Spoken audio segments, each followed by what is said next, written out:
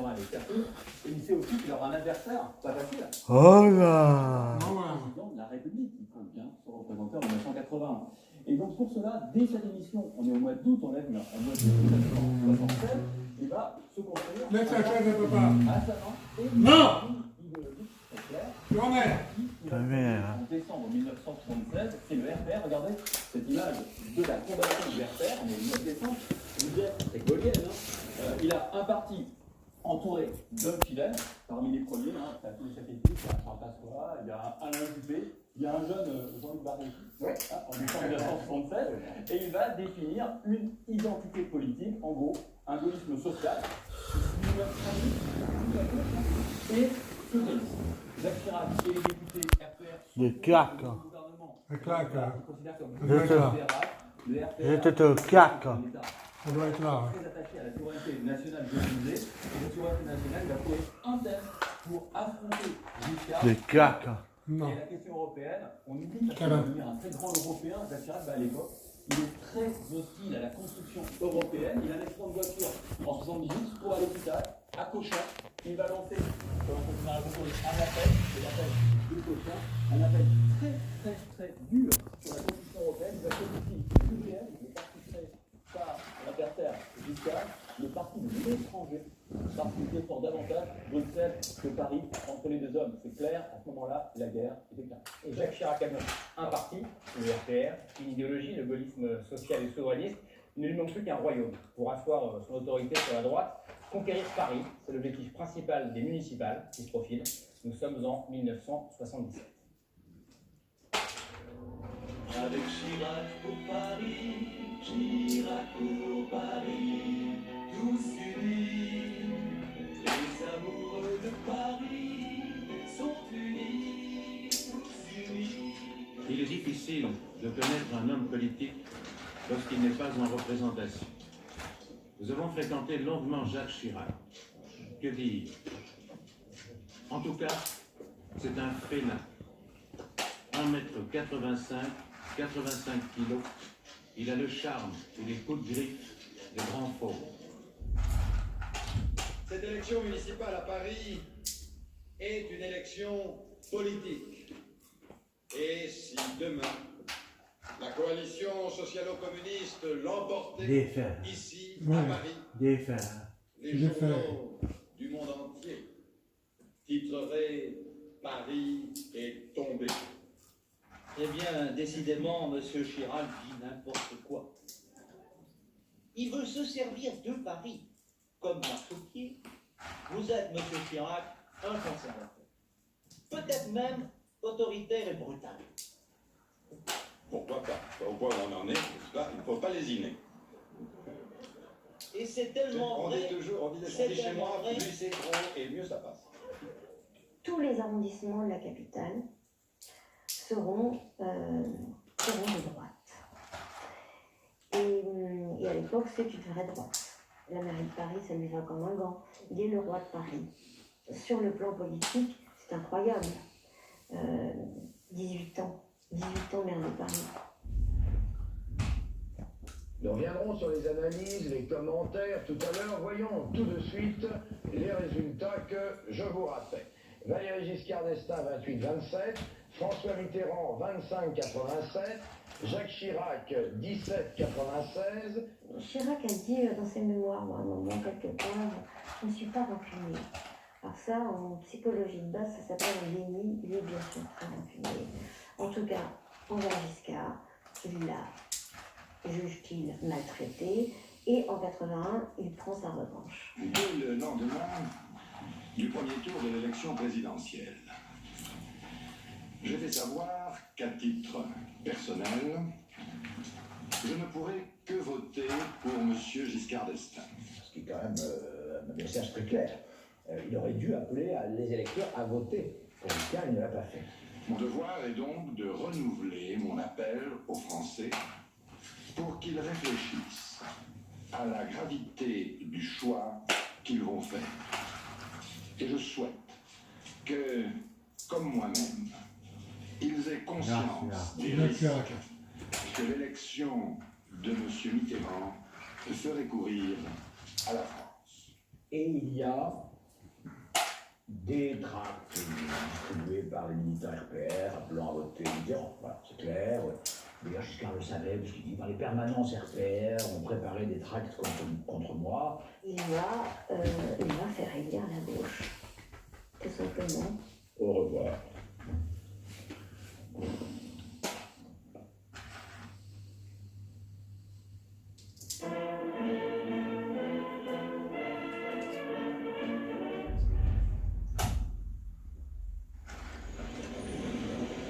Jacques Chirac ne s'installera pas à l'hôtel Matignon. Entendez par là que le maire de Paris gardera ses appartements de l'hôtel de ville.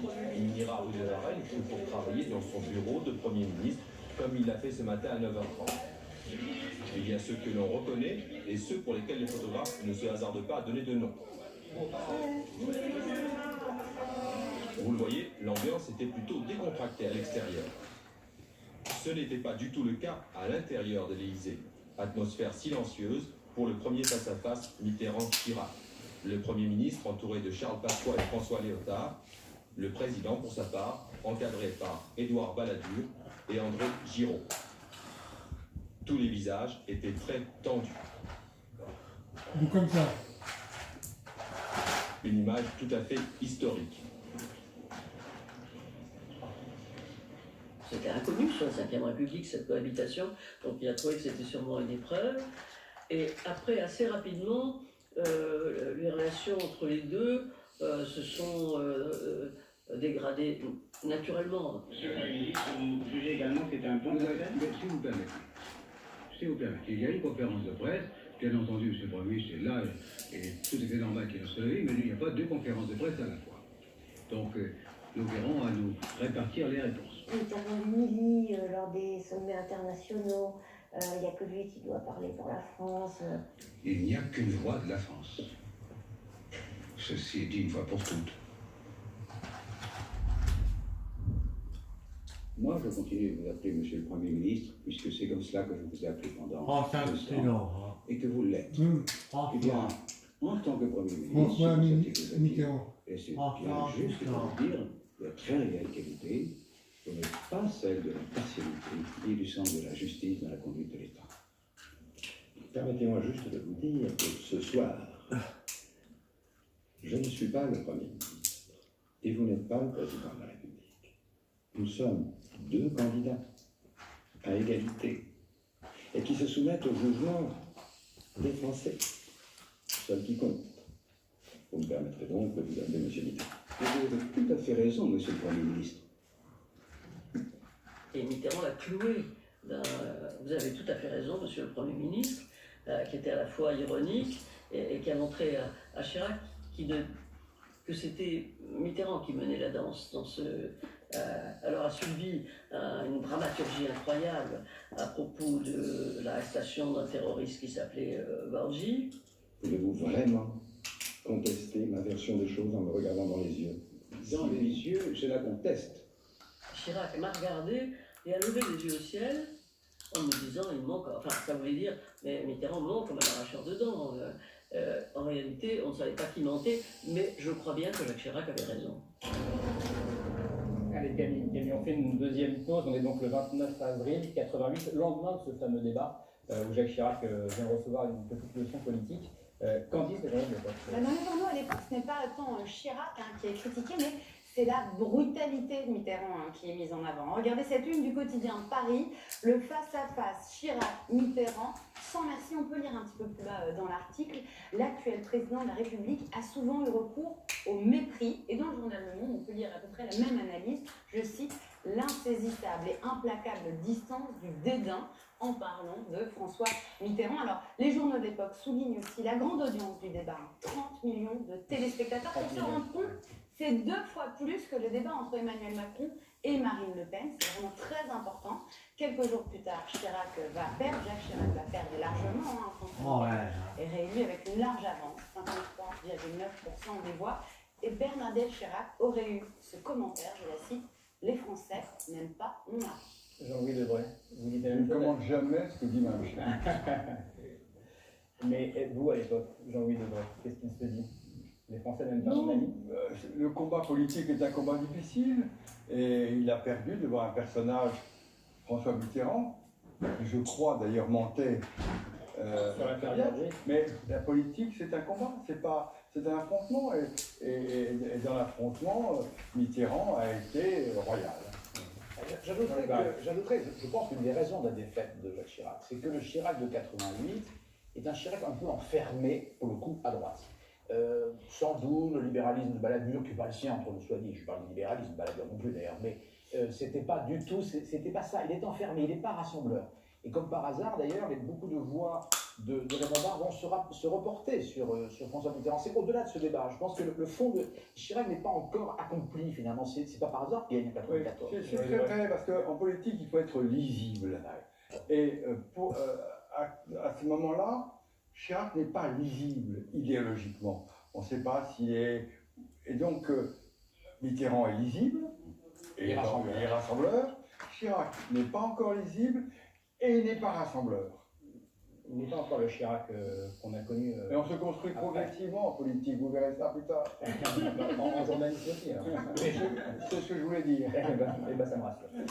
Thomas, en tout cas, cette défaite de 88, c'est le début d'une période très difficile pour Jacques Chirac. À l'époque, je pense que Chirac ne sera peut-être jamais président. Et l'analyse que vous faites tous les deux, elle est faite à l'époque déjà.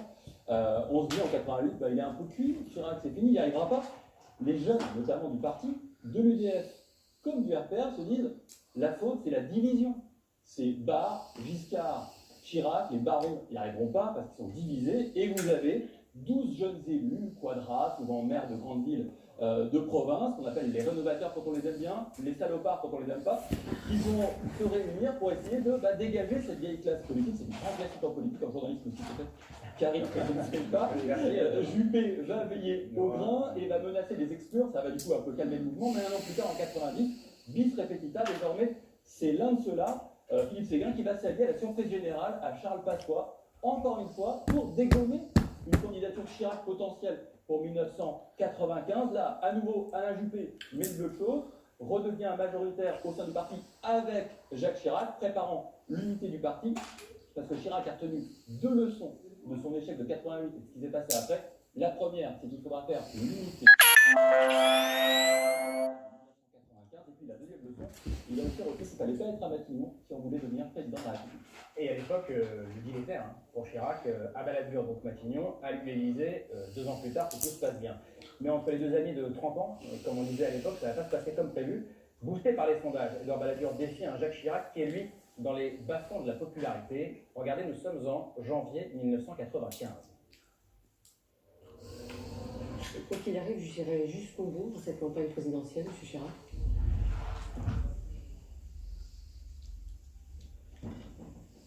Il n'a pas l'intention de renoncer. Je dirais bien jusqu'au bout. La question, c'est vrai que certains s'interrogent ou...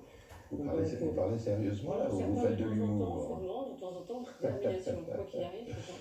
Écoutez, soyons sérieux, je vous en prie.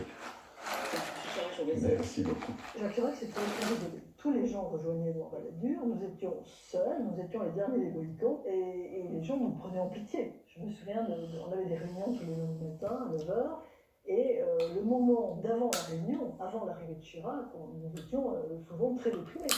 Chirac arrivait, et il disait bon, tout va bien. Alors en fait, ça allait très mal. Il était extrêmement bas dans le sondage. Nous sommes quelques-uns à l'avoir vu très souvent, parce qu'il n'y avait pas beaucoup de monde autour de lui, nous disant je serai élu, c'est pas un problème, je serai élu.